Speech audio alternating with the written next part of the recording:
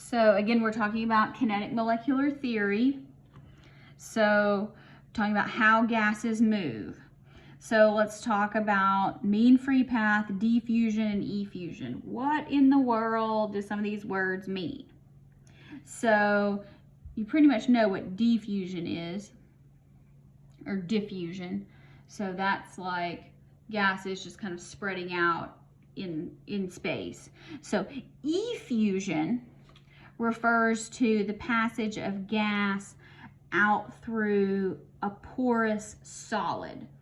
So this is where, you know, like you have a gas that's in a container and it kind of leaches out. So that might make a little more sense. So effusion.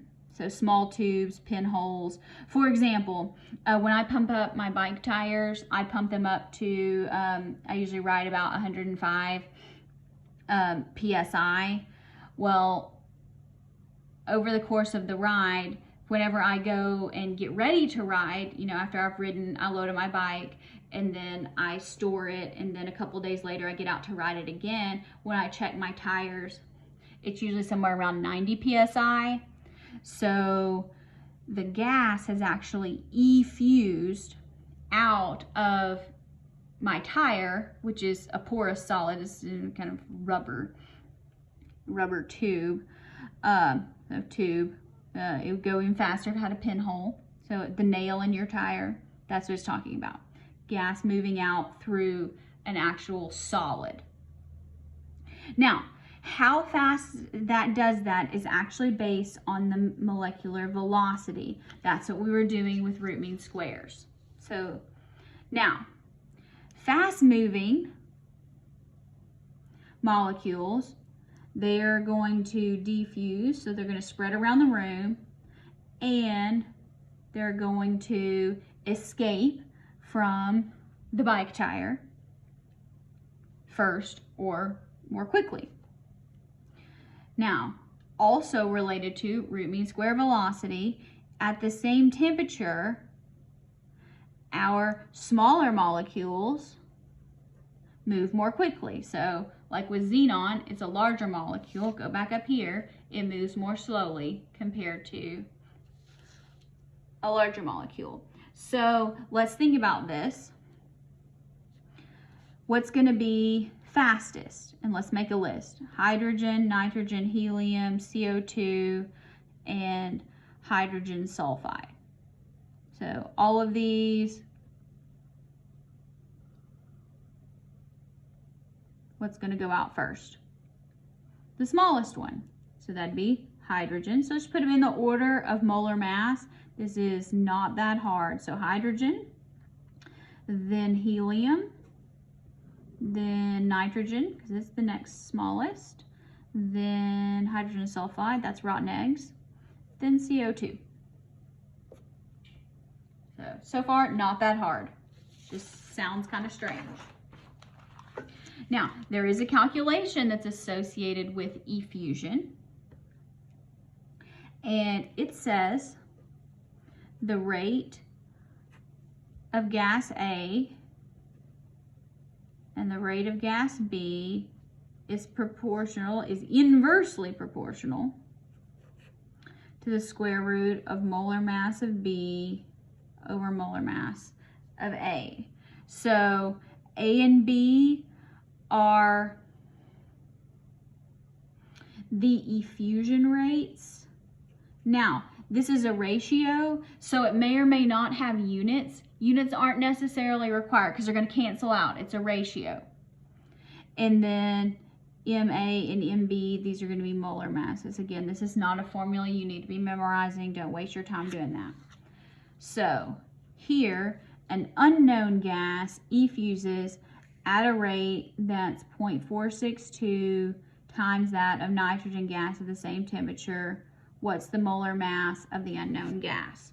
Okay, so here, this says our unknown to nitrogen equals 0.462, and then so that means per nitrogen, so you can put it over 1 if you prefer. So figuring out which order to put things in matters, because you gotta have to flip it on the other side. So now, square root. So that means this one is gas A, and nitrogen is going to be gas B. So that means molar mass of nitrogen over molar mass of our unknown. Okay, so now let's bring this down. 0.462 equals square root. Molar mass of nitrogen is 28.02. 28.02 grams per mole to our molar mass of our unknown. All right, so now we got to solve for getting the unknown. Okay, so we got to undo this. So what's the first thing we should do? Well, we should square it. So let's square it. So square that. Okay, so here, that gives us whatever this answer is. We'll get that in a little bit. 0.462 squared equals 28.02 grams per mole over our unknown. Okay, so the unknown is going to be cross multiply and then divide. Okay, so 0.462 squared. And then let's divide by 28.02.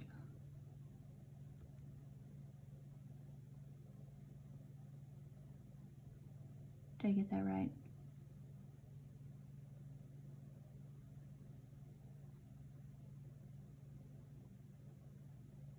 Something seems strange.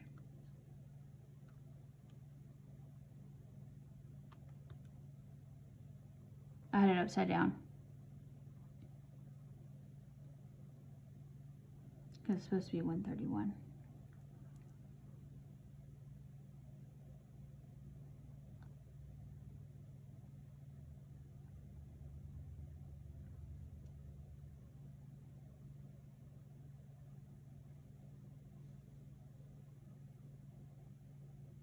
Oh, yeah, that's what I did. It's 28.02 divided by that. Yes, because trying to skip too many steps. 28.02 divided by 0.462 squared. There we go. Okay, so, and then that would be grams per mole. I was like, there's nothing that has a molar mass like that. So that's where you go, that answer doesn't make any sense. That was just Dr. B having algebra issues. So 131 grams per mole. I'm gonna look at that, I'm gonna go, hey, I bet it's probably xenon.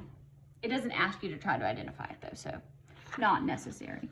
Okay, so now this says find the ratio of the rates for hydrogen and krypton.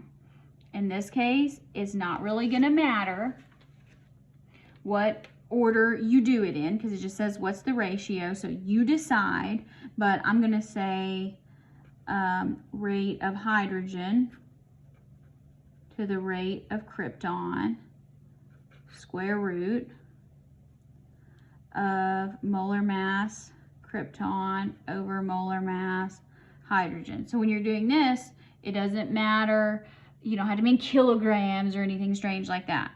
So now let's plug and chug. Square root molar mass of krypton, 83.8 grams per mole over 2.02 grams per mole, because it's H2. And then we take the square root. So 83.8 divided by 2.02. Now let's take the square root. So the rate equals 6.44. So what that says is, at the same temperature, hydrogen effuses 6.44 times more quickly than krypton because it's lighter.